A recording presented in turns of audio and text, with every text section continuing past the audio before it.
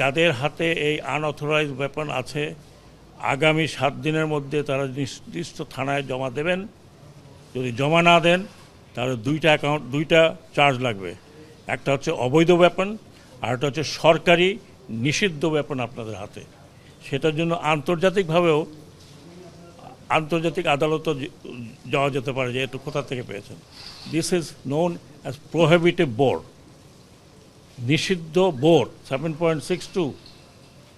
আমার পিছনে যারা আছেন সেনাবাহিনী অফিসার, ওনারাও সেনাবাহিনী অফিসার, জিজ্ঞেস করেন এটা প্রহিবিটেড বোর কিনা। This is known as prohibited bore. তো সেটা কিভাবে গেল?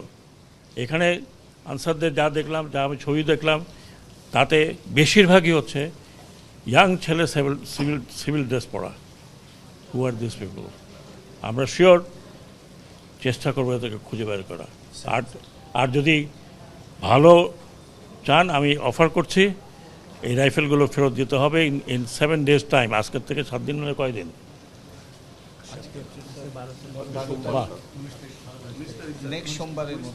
নেক্সট সোমবারের মধ্যে ওয়েপন ফেরত আসতে হবে।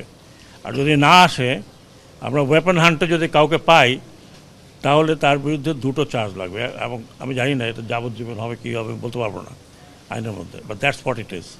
আপনারা থানায় দেন, জমা দেন, নিজেরা না দেন কারোর মাধ্যমে দেন, যেটাই হোক এই রাইফেলগুলো ফেরত দরকার আমার। না হলে আমরা হান্টিং শুরু করব।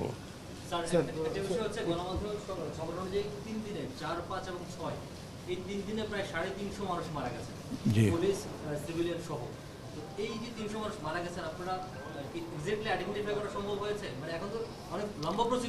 শোনেন, আপনি কোন চ্যানেল? যমুনা টেলিভিশন। আমি কালকে একটা কথা বলেছি, সেজন্য আমি অত্যন্ত দুঃখিত। আমার রাগের মাথায় বলছি যে আবার চাটুকারি করবেন, বন্ধ করে দেবো। এটা আমার কাজ না। হ্যাঁ, অ্যাকসেপ্ট যমুনা টেলিভিশন সবার সামনে বলতেছি।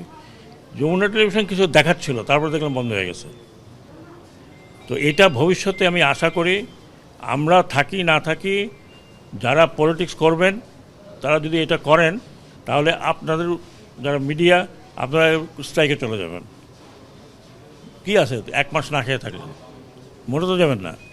আমি তাই ভাবছিলাম যে যমুনা টিভি দেখাচ্ছে, বাকিরা কম্পিটিশনে দেখালে অন্তত মানুষ দেখতে পারতো যে কি ভয়ঙ্কর। আমরা ইউটিউবে দেখছি, তখন ইউটিউবে দেখলাম। তো আমি কালকে যে কথাটা বললাম, ওই জন্য আমি কোনো মিডিয়াকে বন্ধ করা, আমি মোটেও পক্ষপাতী না। আমি সব মিডিয়াতে গেছি, প্রত্যেকে চিনি। আমি টক শোতে গেছি, কথা।